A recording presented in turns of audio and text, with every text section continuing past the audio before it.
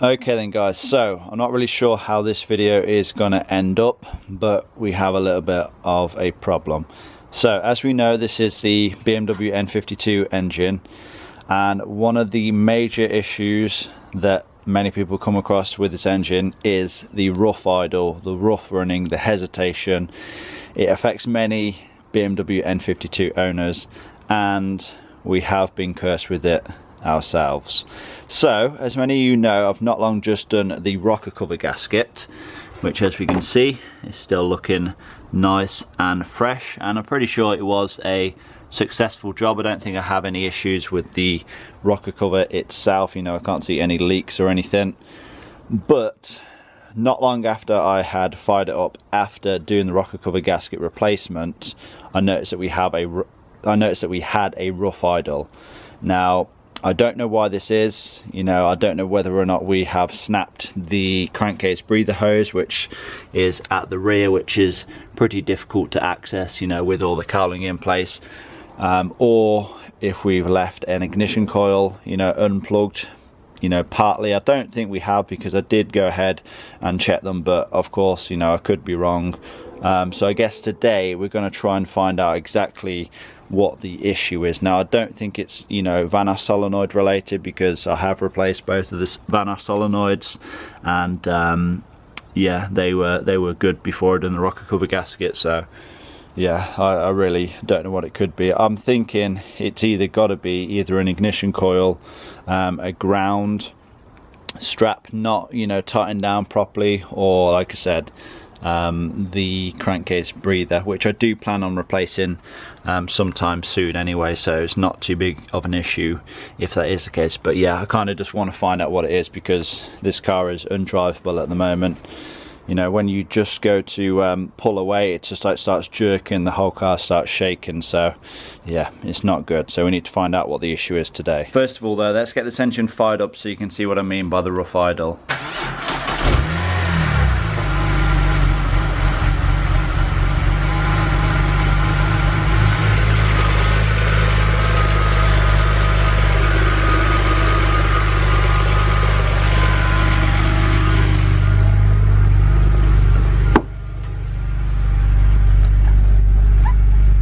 Not too bad when it's cold. You know, you can see it's kind of you know, sitting at, well, close to 1,000 RPM just because it's on a cold start.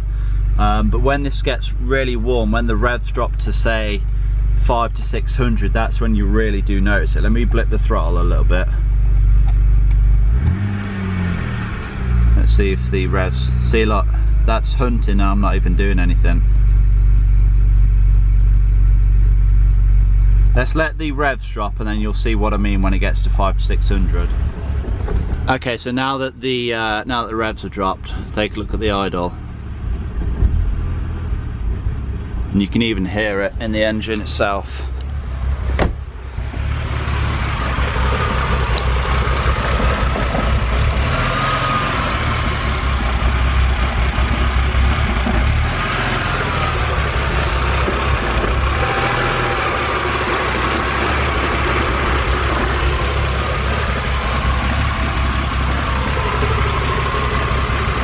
Oh, I just want to point out, by the way, I have done a diagnostic scan with ISTA. We don't have any codes that would relate to the rough running. The only code that we have is a no message to the combi, which I have no idea what that is about. And then we have an error code which is for the AUC sensor, which is obviously just this sensor here. So yeah, again, nothing that would relate to the rough idle. I have no misfire codes or anything like that. So but yeah, let's try and find out what the issue is anyway. Okay then, so as you can see, we have the engine cover off, these two little side trim pieces, the cowling with the cabin air filter box. Here is how we are looking. Now the crankcase breather hose at the back that I was talking about, that is this one here. Now it doesn't feel particularly loose, but then again, because it has this foam on it, I wouldn't particularly know if it had cracked or not. This is a real pain to get off, you know, when it comes to removing the rocker cover. So there is a good chance that this, you know, can break. But yeah, it doesn't really feel like it, if I'm being honest. So I think where I'm going to start is I'm just going to remove all of the ignition coils, and then really make sure they are planted onto the spark plugs, and then just go ahead and you know, plug all the connectors back in, and then we'll go from there, I think.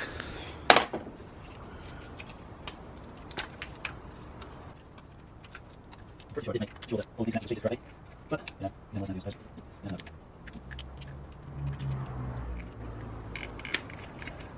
Go. That's all the ignition coils unplugged, and now I'm going to go ahead and pull them out. A little help from my friend.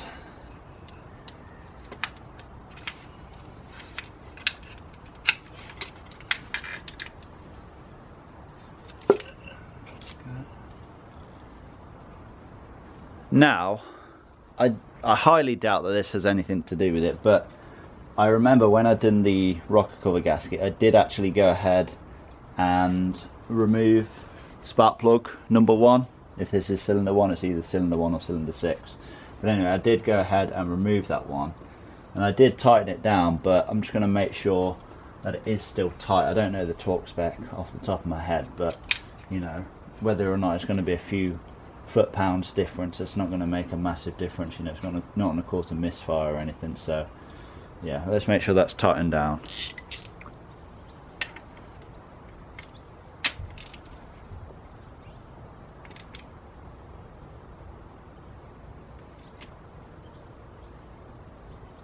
Yeah, it seems pretty tight, but we'll go ahead and remove all of the other ignition coils anyway, and yeah, I think what we'll do is we'll reinstall them again and make sure they're properly seated.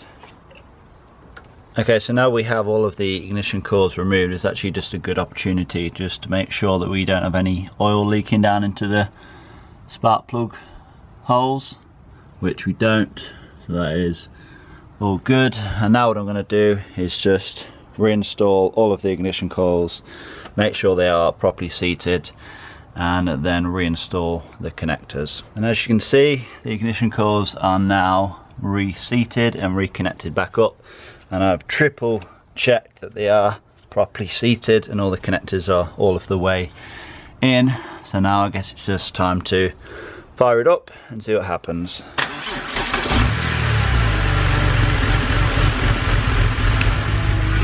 Nope, still there.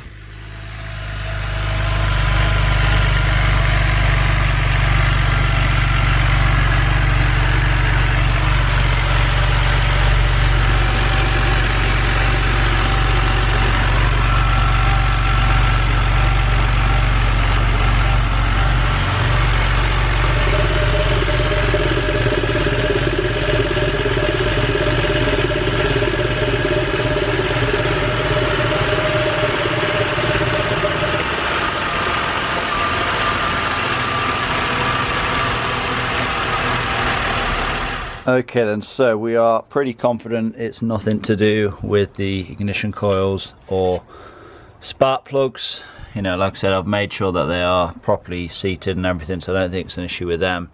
Now my head turns to the crankcase breather hose.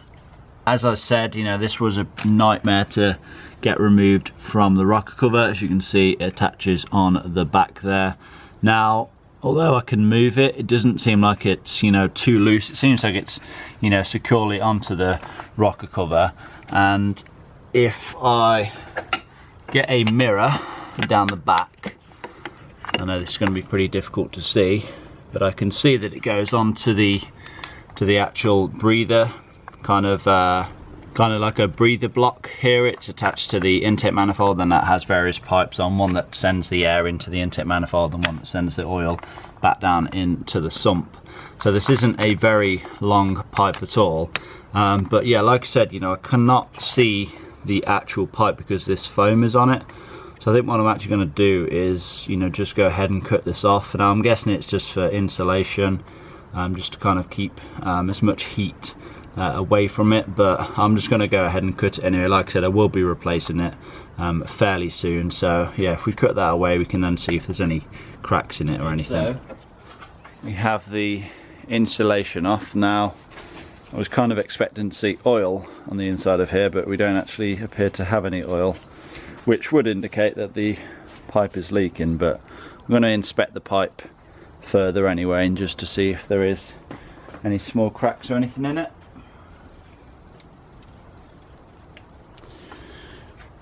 Yeah, so looking at the pipe itself then, there doesn't really appear to be any cracks in it or anything. I guess this coil is really just to kind of keep the shape of the pipe, but I've had a look down there where it connects onto the breather block itself, and that looks to be secured properly. The only thing that could potentially be an issue is the fact that it's, you know, slightly loose at the top there, but I think it still has a, you know, a good connection. So I think what I'm going to do, just to rule that out, is I'm going to start it up, hold this pipe to the rocker cover so there's no gap at all, and then we will and then we can rule this out, I guess.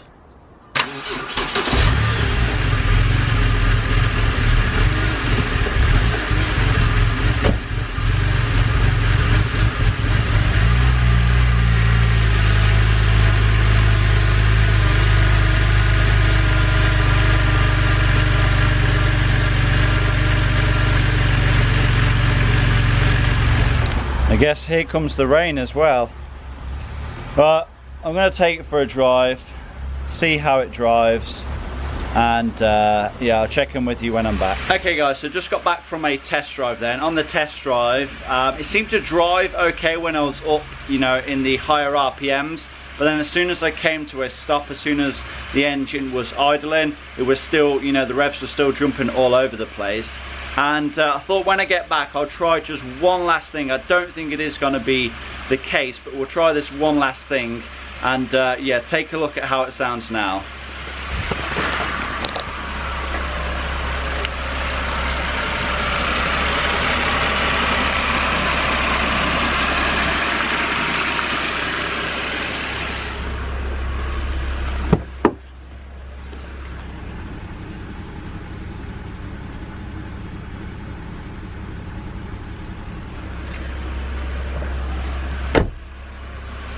Honestly, sounds perfect now. I'm going to switch the engine off, and then yeah, I'll show you exactly what I've done. Okay, so I was kind of just going over the engine, you know, 3 or 4 times just to make sure that everything is plugged back in and as it should be. And then I, you know, noticed the mass airflow sensor, and yeah, you can see it is disconnected now. It was fully plugged in, but then I thought, you know what, I've got it running, let's see what happens when I disconnect it. And then when I did go ahead and disconnect it, the idle seemed to smooth right out, and I didn't have the engine shaking.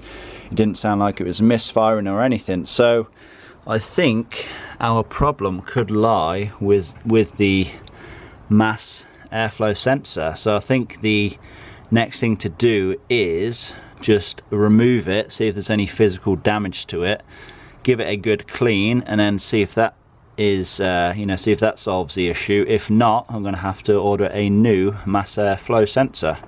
Okay then, so we have the MAF sensor disconnected now. It's just held in by these 2 T25 screws, and looking at the sensor itself, it doesn't look particularly dirty, but then again, I don't really know what I'm looking for, you know, I don't really know how this is supposed to look. But yeah, I guess, you know, it's worth giving this a clean up with some electrical contact cleaner, seeing if it comes up any better, reinstalling it and plugging it back in and see if it solves our problem. Okay then, so here goes with the electrical contact cleaner. You're supposed to use mass airflow sensor cleaner, but it's kind of the same stuff. I think this just takes a little bit longer to dry. I think mass airflow sensor cleaner dries like almost instantly, but you know, give it a good minute before you reinstall it obviously, and you should be fine.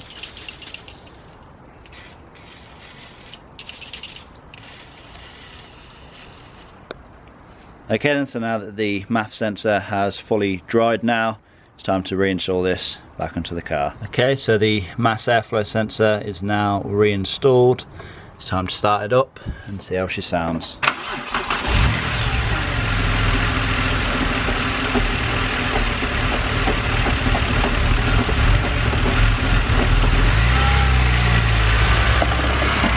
Okay, so still seem to have the rough idle, so I'm going to go ahead and disconnect the mass sensor.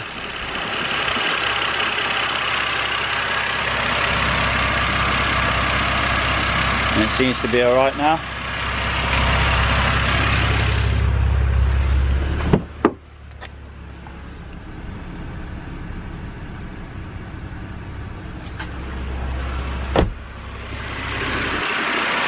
And then if we plug it back in,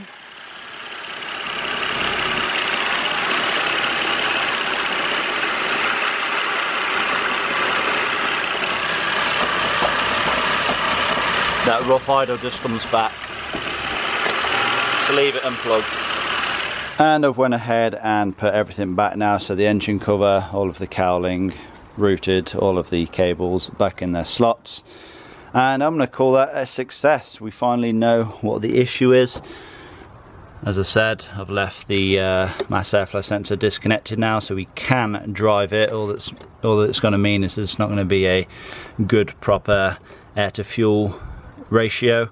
You know, probably going to have a little bit of a lower MPG, but at least we can now drive the car without it shaking like crazy. Okay then, so we managed to find out the cause of the rough idle, and I'm so glad.